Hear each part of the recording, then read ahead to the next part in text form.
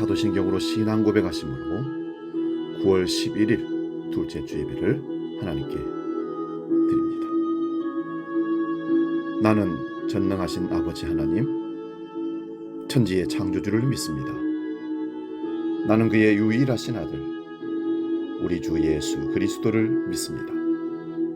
그는 성령으로 잉태되어 동정녀 마리아에게서 나시고 본디오 빌라도에게 고난을 받아 십자가에 못 박혀 죽으시고 장사된 지 사흘 만에 죽은 자 가운데서 다시 살아나셨으며 하늘에 오르시어 전능하신 아버지 하나님 우편에 앉아 계시다가 거기로부터 살아있는 자와 죽은 자를 심판하러 오십니다.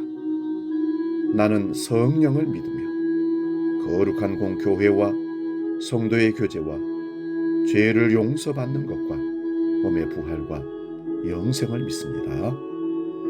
아멘.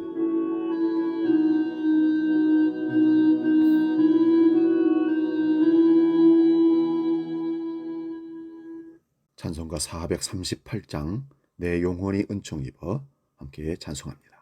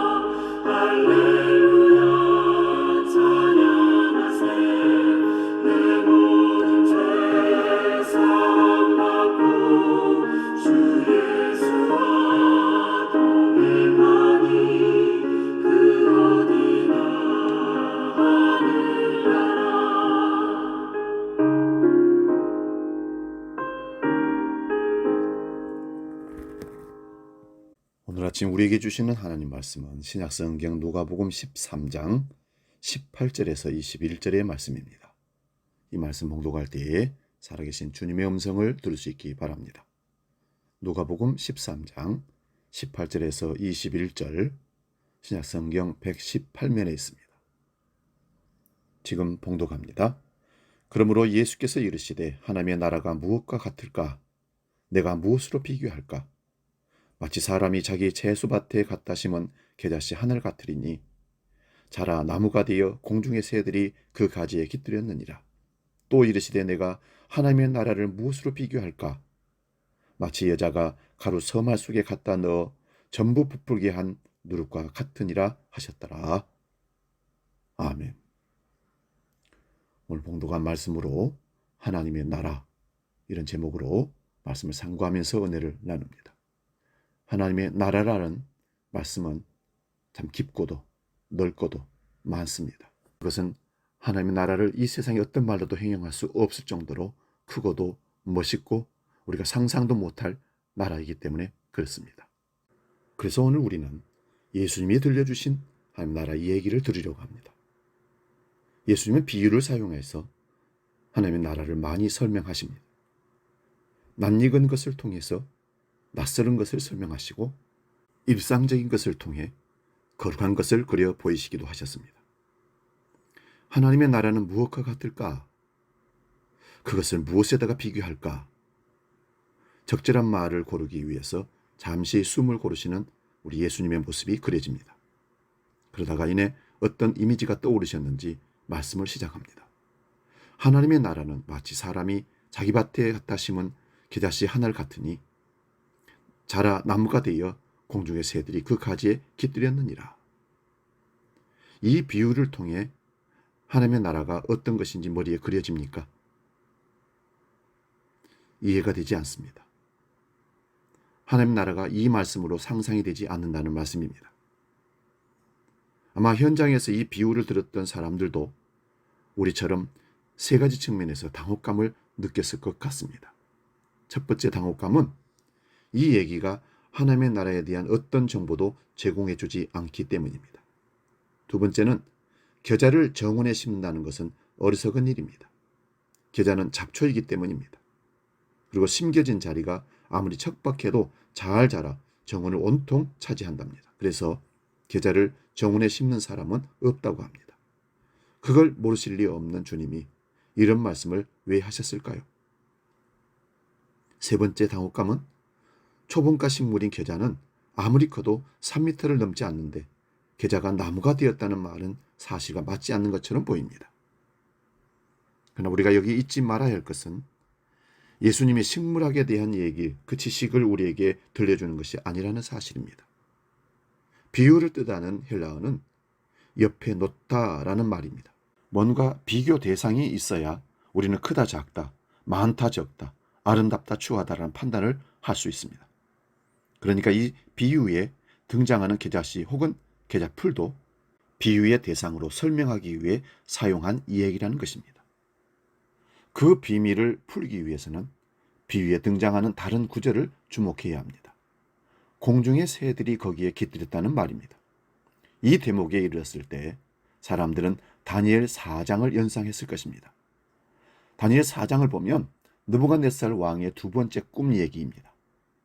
그는 땅의 한가운데 아주 높고 큰 나무가 있는데 그 나무가 점점 자라서 튼튼하게 되고 그 높이가 하늘에 닿는 것을 보았습니다.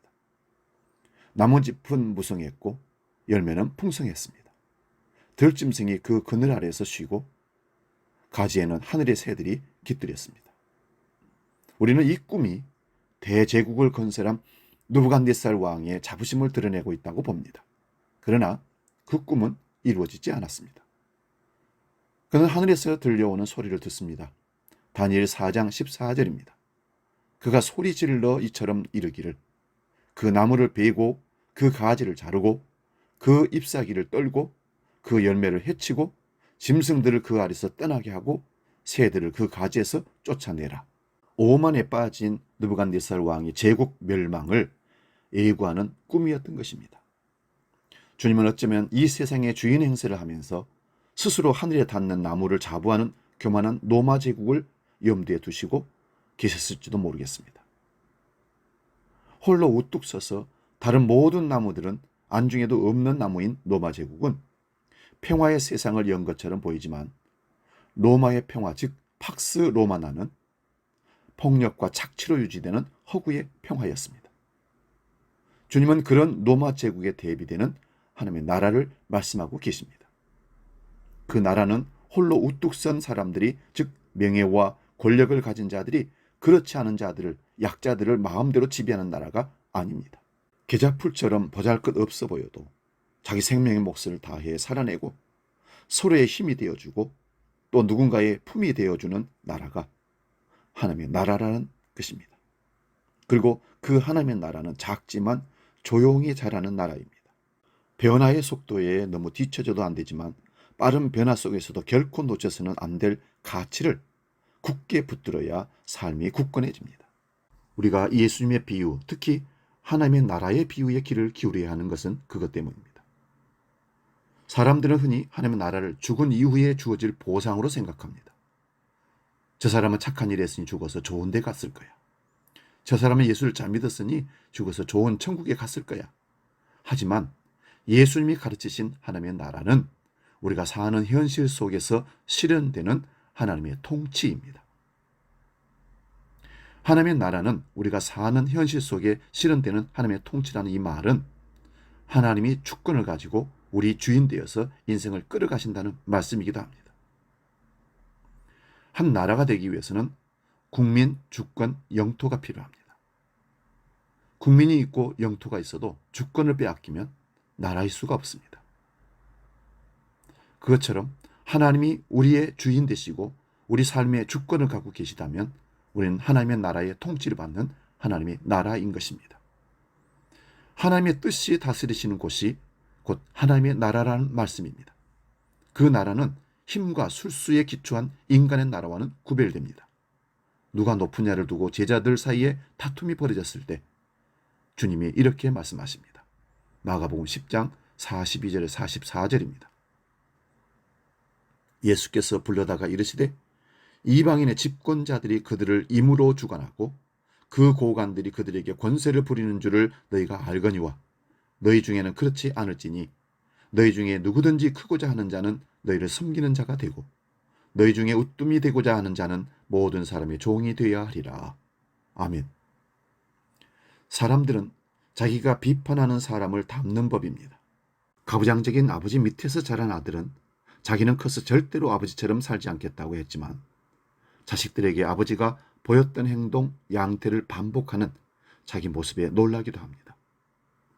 을에 속한 사람들은 갑질하는 사람들을 비판하지만 많은 경우 을의 욕망은 갑이 되는 것이라는 사실도 같은 사실을 가리킵니다. 세상의 통념에 따라 살기 때문에 그렇습니다.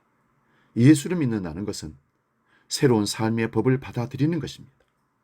서 있는 자리가 다르면 세상이 달리 보이는 법입니다. 사람은 생활을 위한 도구를 바꾸는 순간 하나님까지도 바꾼다는 말이 있습니다. 사람은 생각하는 대로 살지 못하면 사는 대로 생각하게 됩니다. 예수를 따라 산다는 것은 인간의 습관적인 지혜의 길을 따르지 않는 것입니다. 근봉도간 마가복음 10장 42절 44절에는 이런 말씀이 있지요. 너희 중에는 그렇지 않을지니 너희 중에는 그렇게 살면 안 된다는 말씀입니다. 이 말씀 속에 길이 있습니다. 하나님의 통치의 특색은 지배하지 않음입니다. 그 통치에 참여하는 사람들은 기꺼이 다른 사람들을 섬기는 자리에 서게 됩니다. 그런데 세상은 그렇게 사는 사람들을 조롱하고 바보 취급합니다. 예수를 믿는다는 것은 그럼에도 불구하고 하나님의 통치에 동참하는 것입니다. 주님은 오늘의 비유를 통해 하나님의 뜻을 따라 사는 사람들은 어떠한 경우에도 낙심하지 말아야 함을 가르치십니다. 어떤 사람이 땅에 씨를 뿌렸습니다. 소중한 씨를 땅에 뿌린다는 것은 상당한 모험입니다. 새가 쪄먹을 수도 있고 큰 비가 내려서 떠내려갈 수도 있고 가물어서 타 죽을 수도 있습니다. 하지만 농부들은 씨 뿌리기를 포기하지 않습니다. 싹이 나지 않으면 우음씨를 뿌리기도 하고 가물어 싹이 타들어가면 물을 뿌려주고 비가 내려 뿌리가 드러나면 북을 돋아주고 잡초를 뽑아 생장의 조건을 만들어주기도 합니다. 농부의 그 끈질긴 희망과 열심은 참으로 장엄합니다. 농부들은 지 아무리 굶주려도 봄에 뿌려야 할 씨앗은 결코 먹지 않는다고 합니다. 석과 불식이라는 말이 있습니다. 석과라는 말은 큰 과일을 뜻하고 불식이라는 것은 다 먹지 않는다는 말입니다. 그래서 그 남은 과일을 자손들에게 나누어 준다는 뜻입니다. 그런 것처럼 종자로 쓸 씨는 결코 먹지 않는다는 것입니다. 그것을 씨로 받아 심어야 새봄에 싹이 돋아나고 자라서 나무가 되고 마침내 숲을 이루게 되기 때문입니다. 농부들의 마음이 그러할 것입니다. 땅에 묻힌 씨가 발아하여 새싹이 돋아난 광경은 언제 보아도 신비합니다. 주님은 일상 속에서 흔히 볼 수 있는 이런 일들을 새삼스럽게 상기시키면서 하나님 나라가 그러하다고 말씀하시는 까닭은, 하나님 나라의 복음의 씨앗을 뿌리는 사람들은 결실이 당장 보이지 않는다고 해도 조바심 내지 말고 조용히 하나님의 때를 기다려야 한다는 말씀입니다. 하나님의 나라를 꿈꾸는 사람들에게 필요한 것은 믿음과 인내, 그리고 분명한 목적의식입니다. 하나님의 때는 반드시 다가옵니다. 그것이 마가복음 4장에 보면 조용히 스스로 자라는 씨 비유 속에 담긴 교훈이기도 합니다. 마가복음 4장 26절에서 28절을 봅니다. 또 이르시되 하나님의 나라는 사람이 씨를 땅에 뿌림과 같으니 그가 밤낮 자고 깨고 하는 중에 씨가 나서 자라되 어떻게 그리 되는지를 알지 못하느니라. 땅이 스스로 열매를 맺되 처음에는 싹이요 다음에는 이삭이요 그 다음에는 이삭에 충실한 곡식이라. 이렇듯이 우리는 심었지만 자라는 모습을 결코 볼 수는 없습니다. 자고 일어나면 싹이 나고 잎이 피고 꽃이 피고 열매가 맺히는 것을 우리는 볼 수 있습니다. 계자씨의 비유도 같은 진실을 드러내 보이고 있습니다. 계자씨는 아주 작습니다. 그러나 일단 땅에 심겨지면 나고 자라서 어떤 풀보다 큰 가지를 뻗어서 공중의 새들이 그 그늘에 깃들일 정도라고 합니다. 왜 하고 많은 씨앗 중에서 주님이 계자씨에 주목하셨을까요? 유대인들의 일상적 말에 자주 등장했기 때문일 겁니다. 계자씨의 비유는 그런 맥락에서 나온 것이기도 하지만 사실은 더 놀라운 의미를 함축하고 있습니다. 그것은 주님께서 의도적으로 선택하셔서 쓴 말씀이라는 겁니다. 구약에서 위대한 왕은 큰 나무 혹은 백향목에 비유되고 그의 통치권은 그늘 혹은 가지로 표현되곤 했습니다. 에스겔서에서 하나님은 백향목 끝에 돋은 가지를 꺾어다가 우뚝 솟은 산 위에 심겠다고 말씀합니다. 에스겔 17장 23절입니다. 이스라엘 높은 산에 심으리니 그 가지가 무성하고 열매를 맺어서 아름다운 백향목이 될 것이요 각종 새가 그 아래에 깃들 것이며 그 가지가 그늘에 살리라. 하나님의 징계받은 나라의 꿈이 백향목으로 상징이 되고 있습니다. 그런데 주님은 백향목으로 상징되는 위대한 인물의 자리에 평범하지만 끈질긴 생명력을 보이는 계자풀을 대입을 하고 있습니다. 계자풀은 나무가 아니라 단연생 초본으로 척박한 곳에서도 잘 자란다고 합니다. 주님은 그런 생명력에 주목하십니다.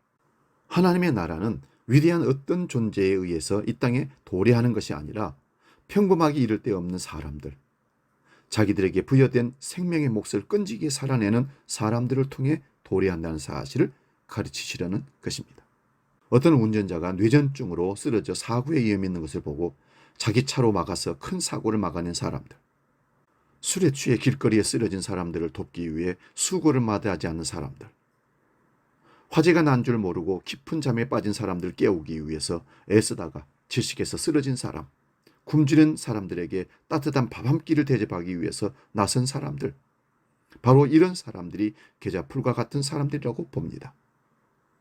하나님 나라의 꿈을 품은 사람들은 어떤 위대한 지도자가 나타나 일거에 역사의 모순을 제거하고 좋은 세상을 열어주기를 기다릴 것이 아니라 하나님 나라의 꿈을 가슴에 품고 이 척박한 역사 속에 스며들어야 합니다. 우리가 하나님의 자녀인 그리스도의 나무로 심기어진 자리에서 살아서 잎을 내고 꽃을 피고 열매를 맺으면 그 자리에 풍성하고 아름다운 하나님 나라가 이루어지는 것입니다. 지금 우리는 로마 제국주의보다 더 냉엄하고 두려운 세상에 살고 있는 듯합니다. 돈이 지배하는 세상에서 사람들은 뒤처지지 않기 위해 안간힘을 다합니다. 스펙을 쌓고 다른 사람들이 누리는 것을 다 누리려고 욕망을 갖고 쫓아갑니다. 그래서 욕망과 현실 사이의 거리를 메우기 위해 사람들은 전전긍긍합니다. 거대 기술 사이, 거대 소비 사이에는 돈으로 모든 것을 해결할 수 있다고 말합니다. 안락함과 편리함을 쫓는 사람들은 돈을 벌기 위해서라면 가장 소중한 것들을 잃을 줄도 모르고 살아갑니다. 숨은 가쁘고 마음의 여백도 사라졌습니다. 우정의 기쁨, 공동체 안에서 누리는 평안, 소박한 삶의 즐거움, 아름다움에 대한 경탄, 다른 사람들에 대한 존중을 잃어버린 사람들이 너무나 많습니다. 하지만 세상에는 그런 세상의 흐름을 거스르면서 새로운 삶을 추구하는 사람들이 있습니다. 그들은 세상에 길들여지기를 거부하고 불편함을 자발적으로 선택합니다. 새로운 삶을 살려는 사람은 더 많은 관계를 맺고 더 많은 책임을 지고 더 많이 헌신해야 합니다. 다른 사람들과 함께하는 삶을 받아들여야 합니다. 다른 사람들의 도움을 필요하다는 사실을 인정해야 합니다. 이것이 바로 겸손입니다. 지배하는 자리에 서기보다는 낮은 자리에 서서 허물없이 어울리며 사는 것. 곁에 있는 사람들이 얼마나 소중한 존재를 느끼며 사는 것. 주님은 그것이 하나님 나라의 삶의 방식이라고 말씀하십니다. 잠시 생각에 잠겨 계시던 주님이 다시 말씀하십니다. 본문 21절 말씀입니다. 마치 여자가 가루 서말 속에 갖다 넣어 전부 부풀게 한 누룩과 같으니라 하셨더라. 이 비유도 당혹스럽긴 마찬가지입니다. 고대 세계에서 누룩의 발효 과정은 인간 사이의 도덕적 타락을 은유로 사용하고 표현하기 위해서 누룩을 조심하라 이렇게 했습니다. 구약 성경에서도 마찬가지입니다. 유월절이 다가오면 이스라엘 사람들은 온 집안을 뒤져서 누룩이 든 빵을 제거해야 합니다. 유월절은 바로 그 다음날 시작되는 무교절과 연결되기 때문입니다. 이때 그들은 쓴 나물과 누룩 없는 빵을 먹었습니다. 누룩을 삼가하는 것은 그것이 옛삶을 상징하는 것이기 때문에 그렇다는 것입니다. 예수님도 제자들에게 바리새인들의 누룩을 조심하라, 헤롯의 누룩을 조심하라고 말씀하셨습니다. 누룩은 다른 사람들을 오염시키는 것으로 인식되었음을 여기서 알 수 있습니다. 사도 바울은 적은 누룩이 반죽 전체를 풀풀게 한다면서 할례를 받는 것과 구원을 연기시키는 그릇된 가르침을 경계하라고 누룩을 비유하기도 했습니다. 고린도전서 5장 7절을 보면 고린도 교회에 보내는 편지에서도 동일한 이미지를 사용하면서 너희는 누룩 없는 자인데 새 덩어리가 되기 위하여 묵은 누룩을 내버리라. 우리의 유월절 양 곧 그리스도께서 희생되셨느니라 권고합니다. 바울은 묵은 누룩은 악의와 악독이라면서 믿음의 사람들은 성실과 진실을 누룩으로 삼아야 한다고 말하기도 합니다. 그런데도 예수님은 그런 이미지에 아랑곳하지 않으시고 하나님의 나라를 반죽을 부풀게 하는 누룩에 빗대어 말씀하십니다. 예수님의 비유를 듣는 청중들을 그보다 더 당황스럽게 한 것이 두 가지입니다. 첫 번째는 그들도 누룩을 넣어 빵을 만드는 것이 당시 여성들의 일이었습니다. 그런데 하나님 나라를 설명하는데 여성을 주도적인 인물로 내세운다는 사실을 선뜻 받아들이기 어려웠을 것입니다. 그런데 이 여인의 행동을 설명하는 단어가 예사롭지 않습니다. 이 여인은 누룩을 가루 서말 속에 섞어 넣었습니다.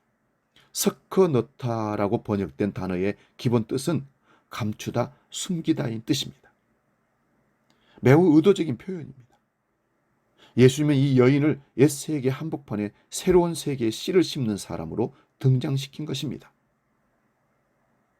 당시 사람들은 역사를 주도하는 것은 남성이라고 생각했습니다. 여성들의 역할은 매우 제한적이라고 생각했습니다.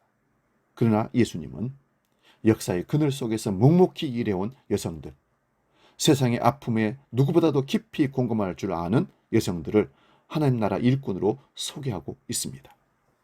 둘째로 당혹스럽게 했던 것은 사람들은 가루 서말이라는 말에도 놀랐을 것입니다.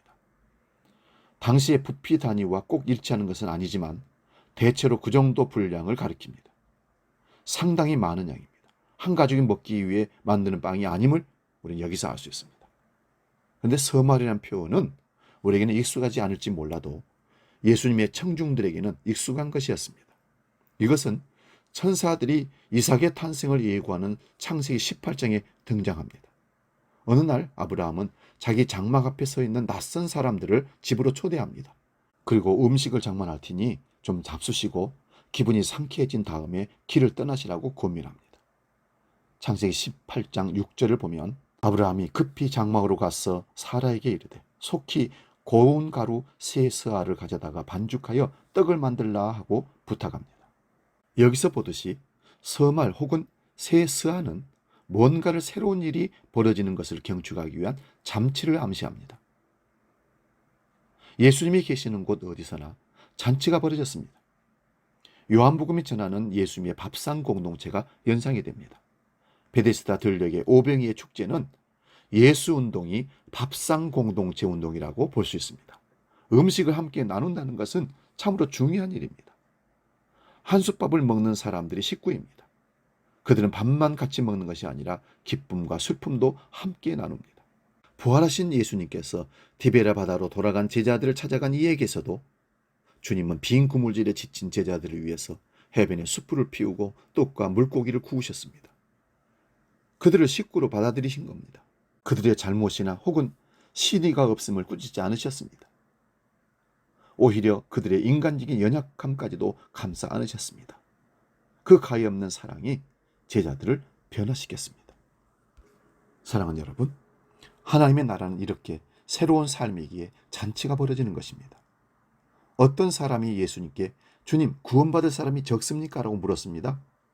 주님은 다만 좁은 문으로 들어가기를 힘쓰라고 하면서 좁은 문으로 들어가기를 힘쓰지 않는 사람들은 바깥에 쫓겨나 슬피 울며 이를 갈 것이라고 이르셨습니다.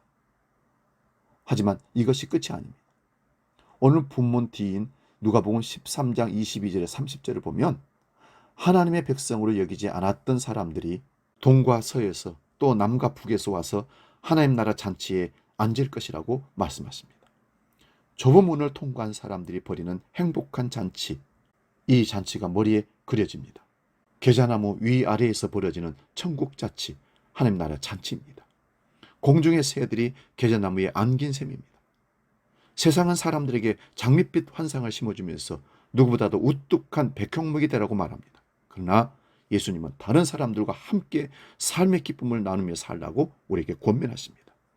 세상은 넓은 길을 보여주며 그 길에서 빛나는 순간 성공적인 인생이 되라고 말합니다. 그러나 주님은 좁은 길이야말로 생명의 길이라고 우리에게 가르치십니다.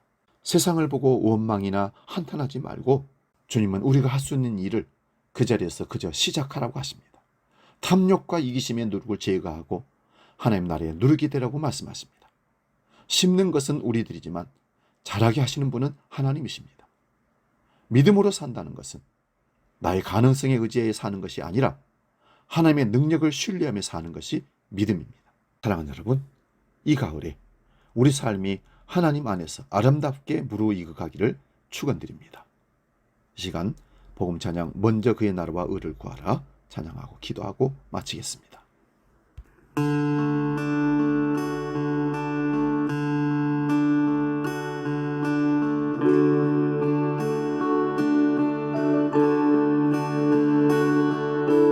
먼저 그 나라와 의를 구하라. 그 나라와 그 의를 그리하면 이 모든 것을 너희에게 더하시리.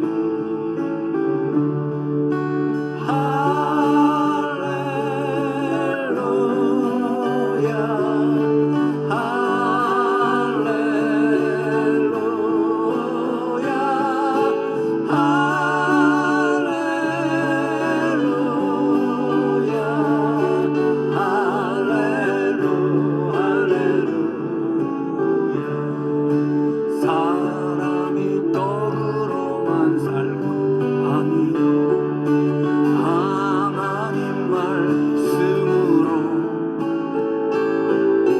그리하면 이 모든 것을 너희에게 더하시리라.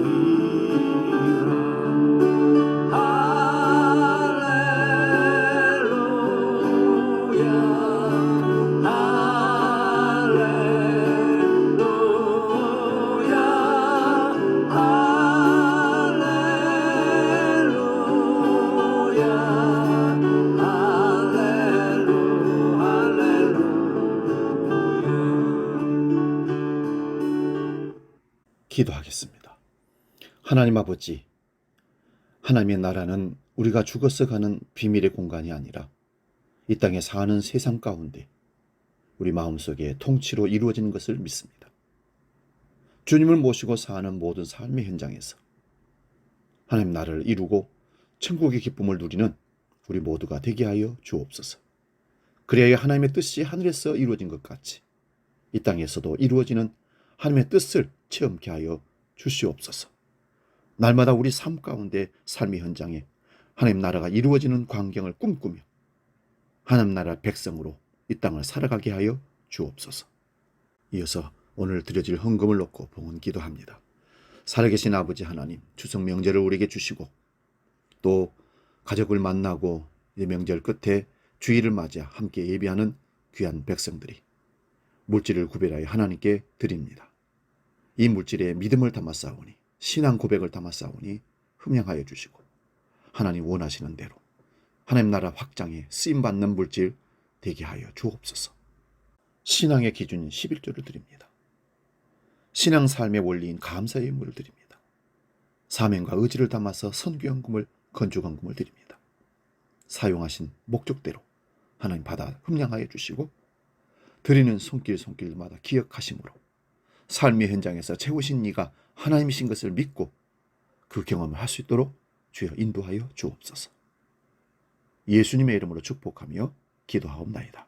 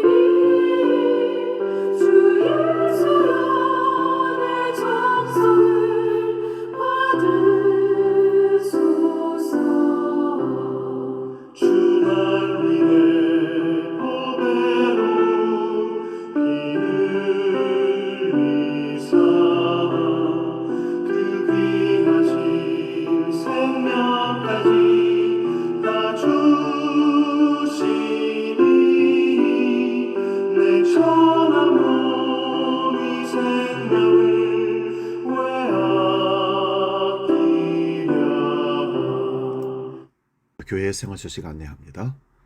여러분 명절 잘 보내셨나요? 이웃과 함께 좋은 교제를 나눌 수 있기를 바랍니다. 남은 시간도 건강하게 행복한 시간을 꼭 가지시기 바랍니다. 원래의 광고입니다. 남선교회 원래에 다음 주 예배 후에 원래 및 산행을 한다고 합니다. 그리고 여전도의 원래에는 9월 25일 주일 예배 후에 본당에서 갖습니다. 오늘 돌려서 찬양단 예배 후에 모임을 갖습니다. 주일 오전 9시 20분에 청소년부실에서 성역 공부가 시작되었습니다. 아직도 늦지 않았습니다. 참여할 수 있기 바랍니다. 바제 광고 안됩니다. 남성계 주관으로 9월 25일 주일 예배 후에 후생사업으로 집에서 안 쓰는 물건이나 여러 가지 도구들이 있다면 잘 깨끗하게 닦아서 가져와 주시면 작은 금액으로 판매를 해서 후생사업으로 하려고 합니다. 남성계가 모처럼 하는 것이니까 함께 협력해 주시기 바랍니다. 다른 광고는 주보를 참고하시고 이제 찬송가 620장 여기에 모인 우리 찬양하고 마치겠습니다.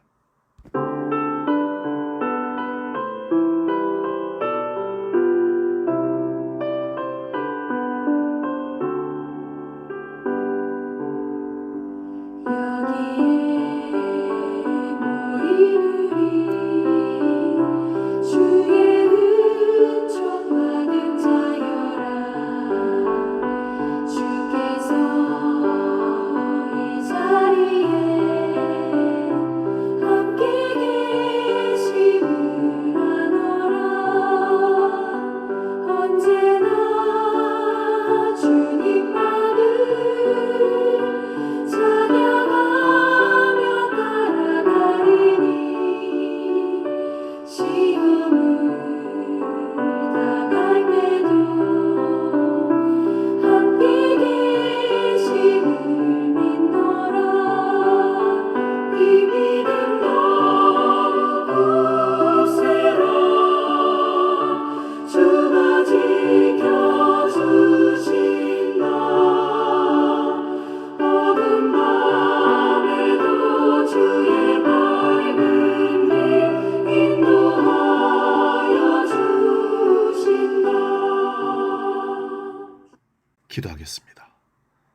살아계신 아버지 하나님, 하나님은 하늘의 뜻이 땅에 이루어지기 위해 이 땅에 예수 그리스도를 보내시고 예수 그리스도를 말씀을 통해 천국을 우리에게 알려주셨습니다.